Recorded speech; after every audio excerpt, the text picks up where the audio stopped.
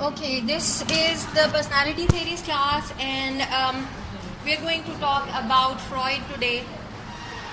And it's going to be an interesting lecture because Freud is always interesting. So, in the personality theories course, we have to cover different personality theories, obviously.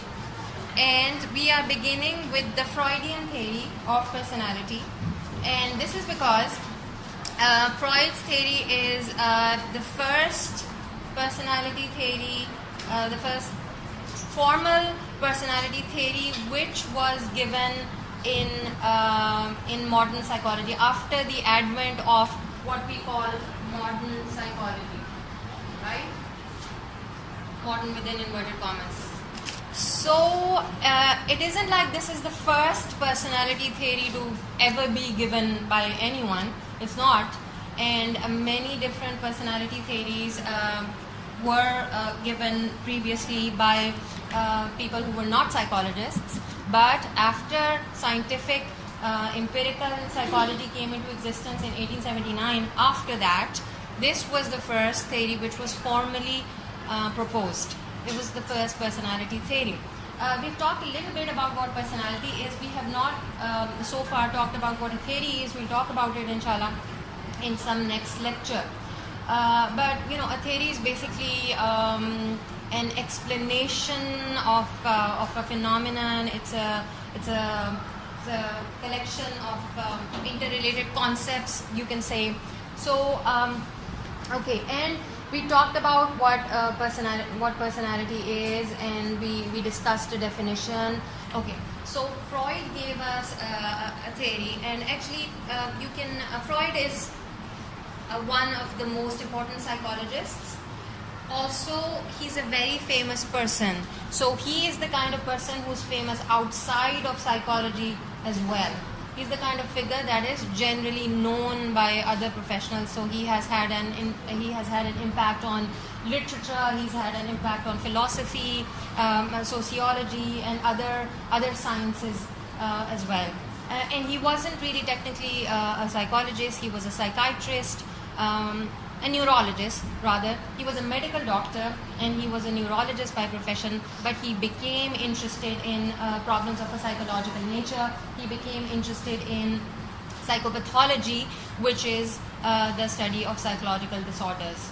So he became interested in neurosis, and then and that is why he started working in the field of psychology, in the field of abnormal psychology, and he gave us this theory. The theory that he gave us is basically a grand sort of a theory, because the concepts that he's giving us, there are so many and they're so varied. He's talking about a lot of things.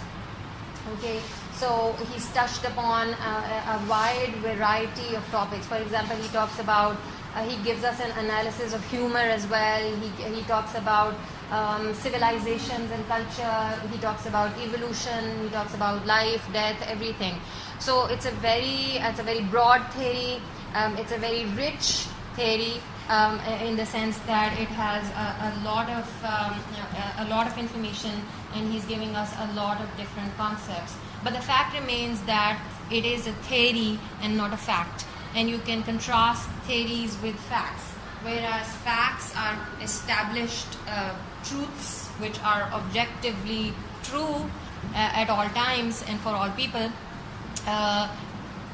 A theory is basically a set of ideas which have been given by any individual, and a theory may be useful to a certain extent. Some theories may be more useful than others, and some may be less useful than others, but a theory remains that. A theory remains a theory. It's not factual, right? So this is another interesting thing about science. Theories are so very important in science, but they're not really facts. So they're not really absolutely true. There's no theory proposed by a human being which is absolutely true and entirely true and factual. So how are theories useful then? Theories give you, they enable you to think about reality in a certain way. And theories, they can generate facts. They can lead you to facts because they're giving you a certain direction. And you can go in that direction. You can do research. You can do experiments and find out if the theory does lead to some facts and if the theory does further your understanding of human nature, etc. Okay. But science will never give you certainty. Science will never give you certainty. Science will give you certain facts, certain theories, etc. But it will never give you the absolute truth. Okay, it will always be tentative. The knowledge that you're getting from science will always be rather tentative because that is the nature of science. Okay, let's look at what Freud was saying. Like I said, he was saying many different things. But when he talked about the human personality, he talked about the structure of the human personality. And so, what do we see here? We were discussing certain isms yesterday. Does any ism come to mind? Reductionism. Freud had a reductionistic approach in more ways than one. Okay, he was reductionistic in the sense that in order to understand the human personality, in order to explain the human personality, he first broke the personality down into its components and its parts, and he said these are the ingredients of personality, this is what makes up a human personality. So he was reductionistic. He was reductionistic in another sense as well. He basically regarded people as animals. You know, they are just, a human being is an animal among other animals. There's nothing that sets the human being apart from other animals. Okay, so his theory was, his approach was reductionistic in both senses, in both senses. Okay, so when he talked about the structure of the personality, he came up with an interesting structure. He said that the personality is basically made up of id, ego, and superego. Right? And I'm sure you're all familiar with these concepts that Freud gave. But we're going to revisit these concepts. We're going to rediscuss them and see if you can deepen your understanding or refine your understanding of these concepts. Okay? So, this theory, okay, now, like I said, Freud is a very important person. Not only is he one of the most important psychologists, he's also a very important, well-known thinker in the world at large. He has had an impact on, you know, popular culture as well. In fact, he has had an impact on movies and literature and you know, pop culture, music even. Okay, so you can say that you can either love Freud or you can hate Freud, but you cannot ignore Freud. You know, you have to study Freud. It's something that we do. You know, he's an essential part of the syllabi in psychology, and he's regarded as the father of abnormal psychology, father of clinical psychology. And you may disagree with him or you may agree with him, but you have to, you know, engage with him. So you have to meet him in some way. Okay, so. And I believe that you know, I don't agree with many of the concepts that he's giving. I'm a critic of Freud, but some of his concepts I really like very much because I found that there are exact equivalents of these concepts within the personality theory that Quran is giving us. Okay, so you may know about some of these concepts, but I'm going to discuss them today. First, let's look at what he's saying. He's saying that basically there are three persons within you. You can say that there are three mini persons within you. The id is the child within you. This is the typical child. You know, the typical child wants what it wants when it wants it. You know, it wants what it wants right away. So this is the obstinate child, which is looking for immediate satisfaction, immediate gratification, and pleasure. Okay, so this is the pleasure-seeking part of you. This is the happiness-seeking part of you, and this is the irrational part. You know, it is not really very logical because it insists on getting what it requires and what it wants right away. It cannot tolerate delay. It is not aware of moral values. It is not aware of any reality-based, any obstacles any challenges posed by reality. It just doesn't care. It's only aware of its desires, it's only aware of its wishes, and it's only aware of its need for pleasure.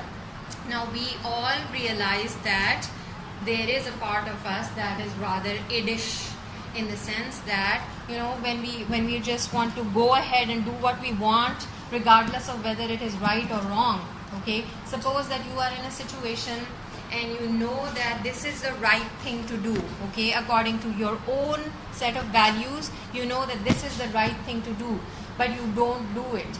You just go ahead and do whatever you want to do. Okay, for example, you know that you should be studying for your test, which is expected to be the next day, but when you just ignore that and just watch a movie, or read a book or something, or use the internet, you're basically being influenced by the id in you, right? Because you're not being very realistic, you're not being very moral right now, and you're just doing what you want to do because you just want to please yourself. Let's look at superego. The superego is the moral voice in you. You can also call it the conscience. So it is an awareness of the difference between right and wrong. Okay, so the superego tells you that this is the right thing to do and you should be doing this, and this isn't the right thing to do and you should not be doing this. Okay, so it's basically the wise old man, right? The wise old man or the parent. You know, if this is the child, this is the parent, because this is what parents are typically doing. They're telling children what to do and what not to do. Okay, so the shoulds and should nots are coming to you from the superego.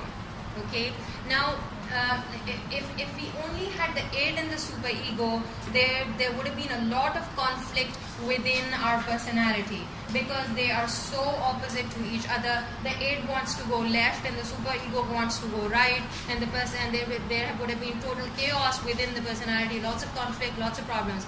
Thankfully, Freud says that we also have an ego, which is like the executive of the personality. This is the responsible adult, you can say, and this is the center of the human personality, and the function of ego is to balance id and superego. And ego can do this because ego is smart and ego is aware of reality. It's reality oriented, and the ego is also oriented towards a resolution of conflict, and the ego is responsible for creating and maintaining harmony within the personality rather than chaos and conflict. Okay, so let's take a real life example. This is my favorite example that I like to give because it illustrates very effectively what id, ego and superego are doing. Suppose that you are going home on a bus one day from the university and you're really, really hungry. Okay, so the id will be aware of the hunger because id has an awareness of your biological needs. Okay, and the id will tell you that you must have food right away. Okay, let's suppose that you don't have any food, the bus is traveling, and there is a passenger sitting next to you who has a lunch box, right? And the passenger is sleeping. Your fellow passenger is sleeping, but the lunch box is there, and you know that there is food in the lunch box. Your id will tell you to just go ahead, open the lunch box, help yourself to it, eat to your fill, and that's it. Because the id wants what it wants, when it wants it, cannot ever tolerate delay, it only wants pleasure, it's not aware of the dangers posed by the real world, and it's not rational, and it's not logic, and it's not even moral, you know. So it's like the animal within you, but I don't like to give that analogy. Exactly. I was saying that I don't want to say that it's the animal within you, because I personally believe that people are not morally superior to animals. You know, I don't think that जो हम लोग कहते हैं ना कि जानवरों से भी बदतर ये कर रहा है और ये और वो. I have a different point of view about this. I believe that animals are, and of course they're not morally accountable. They cannot sin. They don't have an awareness of sinful behavior and righteous behavior. They have not even been given free will.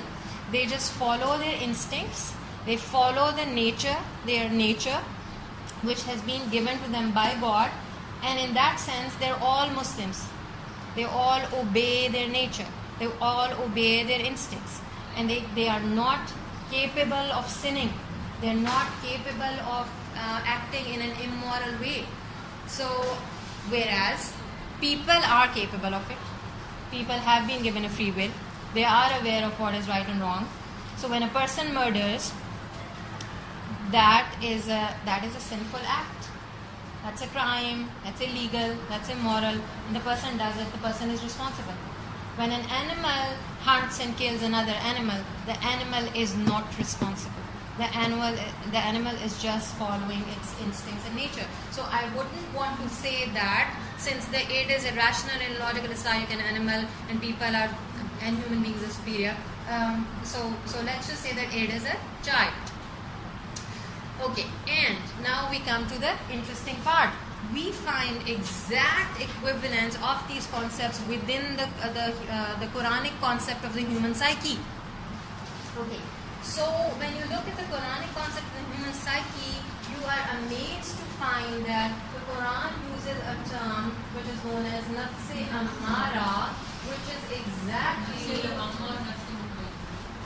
but they're not. But mutmainna is not equivalent to ego, but we'll discuss that. Okay. So nafse amara is a term which the Quran uses. This term comes from the first ayah of the 13th para. Okay. Which is and the ayah is included in Surah Yusuf.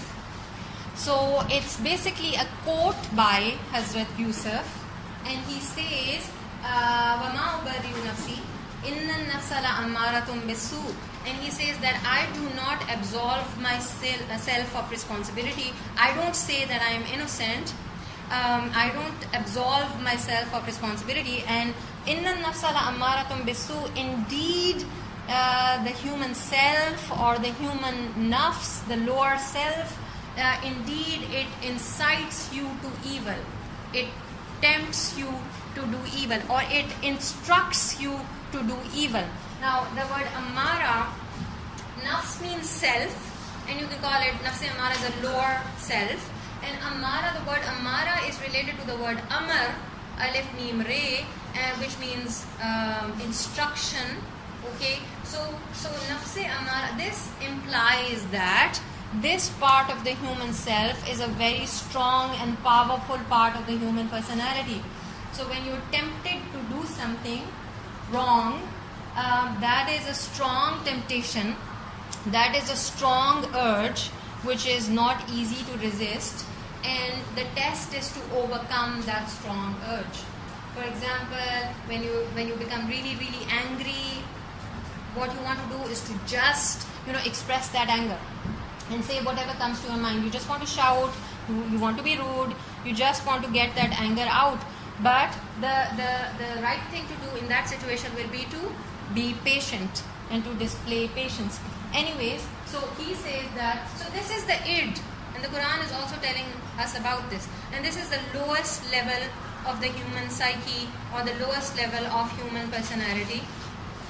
Because it is telling you to do something bad, which is forbidden, and it is telling you to do whatever is pleasurable, whatever makes you happy, whatever makes you satisfied, regardless of whether it is right or wrong. In fact, the Quran, when the Quran talks about nafs amara, it's a nafs that is asking you to do something wrong, because when you look at the complete ayah, it says, Inna nafsa la'ammaratum bisu. Indeed, the human self incites you to evil, instructs you to do evil. So, evil is included there. Okay, and let's look at superego. That is the nafs lawwama, basically. And that is another level of the human psyche. You find this term in Surah Qiyamah, and basically Allah Ta'ala says, La uqsimu bin nafsil lawwama. I swear by the admonishing self. I swear by the admonishing self. So when you swear, basically you're trying to stress something. You're trying to emphasize something. And when Allah Ta'ala swears, okay, how great is that? When Allah Ta'ala has to actually swear to say something, this means that what he is saying is extremely important right now. So whatever he is swearing by, it assumes a special kind of importance in theology. So if he swears by the pen, this means that pen has some special importance, and the pen is sacred in a certain way.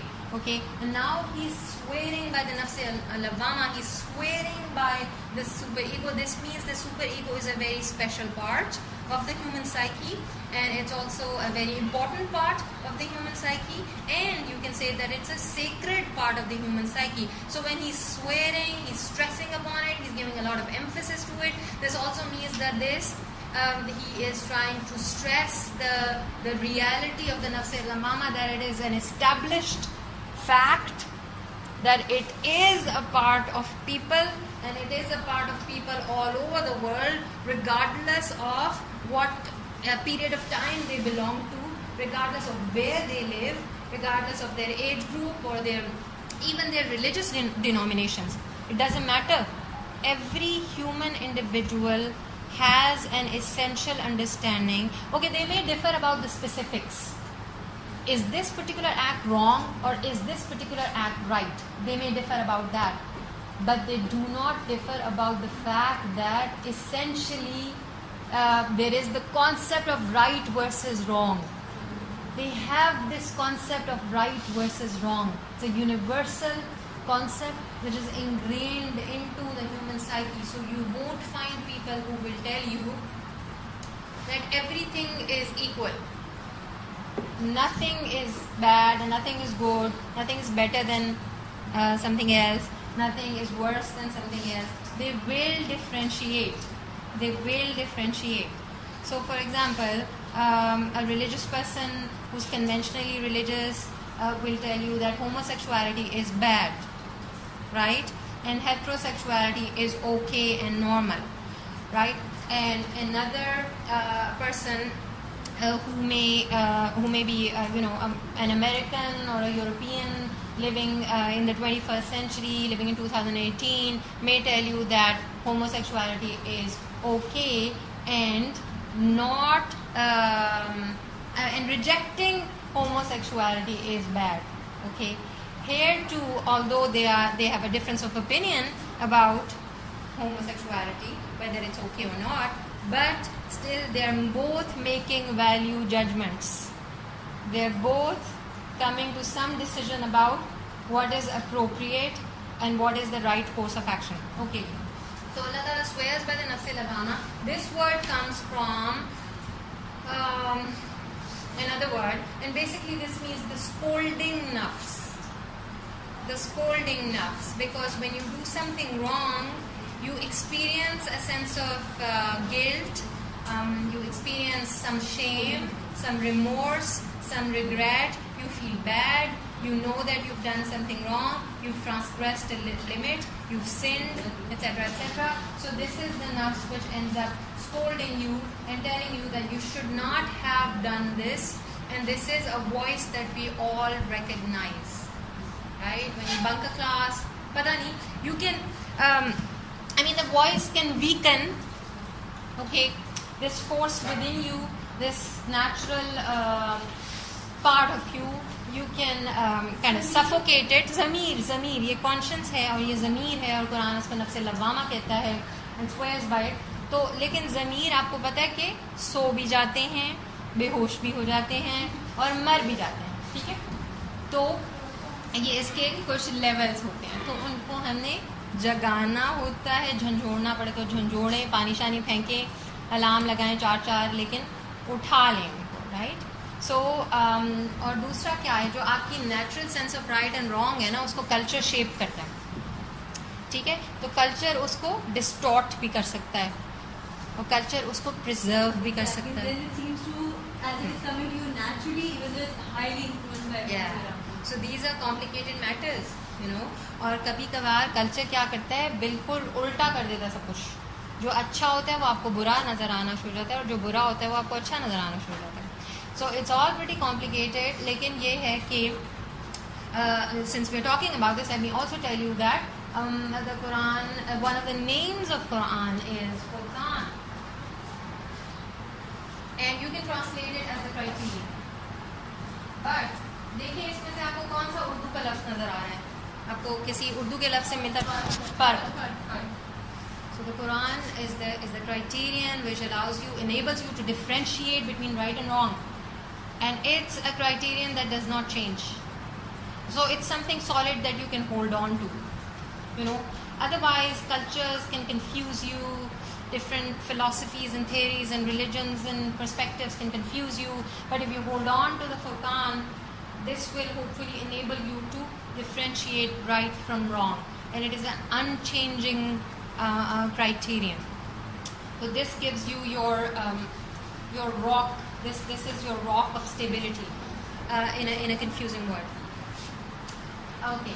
Now it हो गया. इसका मतलब है कि Freud ने अगर ये concepts Quran से नहीं लिए, खुद सोच के if he came to this conclusion that, and this is a testimony of the brilliance of his mind, if he came up with these concepts on his own, and we know that these concepts have been given by the Quran as well, and we know that what the Quran is telling you is the absolute truth. So if the theory coming from the human mind, the mortal, limited, imperfect human mind, coincides with the facts which are coming to you from a divine source, this means that wow, this is a wow moment, you know. So he actually has something, he's saying something which we should be paying attention to. ठीक है, तो हमें theory को थोड़ा सा खंगालना चाहिए, उसमें कोई और ट्रूथ भी है या नहीं. So I will say that this is a testimony to the brilliance of Freud's mind. The third level of nafs which Quran mentions is the nafs mutmainna. Excuse me, ji, what is meant by testimony? Testimony, proof. What I meant was, I regard this as a proof of Freud's intelligence. वैसे testimony तो जो है वो उसके और मतलब भी होते हैं, but evidence I'm talking about, an evidence of Freud's brilliance. Okay, now we come to another extremely important point. Nafs mutmainna is found in the Quran. This is the third level of the human psyche, and the highest level of the human psyche, or the most sublime and the most superior level. The Freudian theory does not get here. You know, Freud gets to id, and then he gets to ego, and then he gets to the superego, but he does not go beyond that. Why? Because this concept was, being a transcendental concept, was beyond his reach. Freudian theory is not a religious theory. It's an empirical theory, and it limits itself to the human realm only. It does not touch the afterlife. It does not touch the concept of God, because he was not a religious person. He was born in a Jewish family, but he was not Jewish by faith, and you can say that he was an atheist. He did not believe in any religion at all. Nafs mutmainna kab hota hai? In fact, some interpreters of the Quran say that you do not achieve this in your worldly life. This is the state of being, or this is the stage in the evolution or development of your psyche and self and personality, when all of the conflict between the nafs amara and the nafs lawwama has ended. The battle which was going on between the force of evil and the force of good has been won by the person. The person's nafs lawwama has successfully defeated the nafs amara. The person was able to overcome the nafs amara. The person was able to discipline the nafs amara throughout his life, and now the person has won the battle. At this point, he achieves the stage or the state of nafs mutmainna, where he's totally and entirely at peace with himself. So he experiences perfect inner peace. Self-actualization, of course you can call it self-actualization, because he has fulfilled the purpose of his existence. He has become the best he could have become. So he was, potentially, he had that potential, and he ends up actualizing that potential. So now that person is a successful person. This is the Quran's concept of a successful person. You've lived your entire life according to the dictates of your nafs al-lawama, your inner moral sense, and and at the time of death, it is said to you, ये सूरह फजर में आता है, या अय्युहन नफ्सुल मुतमइन्ना इरजी इला रब्बिका, so oh you soul at peace or self at peace, return to your Lord, and now that you have pleased him, he is pleased with you. So this is the culmination of a lifelong struggle, but Freud's theory does not touch this state of this perfect state of inner harmony and peace and self-actualization. Freud believed that this struggle and the internal conflict is lifelong, and he says that when you harmonize the parts of your psyche, id, ego and superego, you become a well-adjusted individual. But he does not talk about this in any spiritual way. So he does not discuss transcendental truths, etc. Okay, so where is the ego in the Quran? So what equivalent do we find in the Quran as far as ego is concerned? You can find a number of equivalents. Perhaps it's the qalb, which the Quran talks about, or perhaps it's the nafs also. Some other nafs, just nafs. So nafs is id, nafs amara is nafs is ego, nafs amara is id, and nafs lawama is superego. So basically, it's the very center of the human personality. Basically, it is you, the you in you. So the struggling person, the core of the person, the you that chooses to do what you do, the you that chooses to listen to it in certain circumstances, the you that chooses to listen to superego in the other circumstances, the you that is in charge, the you that is making decisions, the very core of the human personality is the ego, which can be called, which the Quran calls the qalb or the nafs. Let's stop here.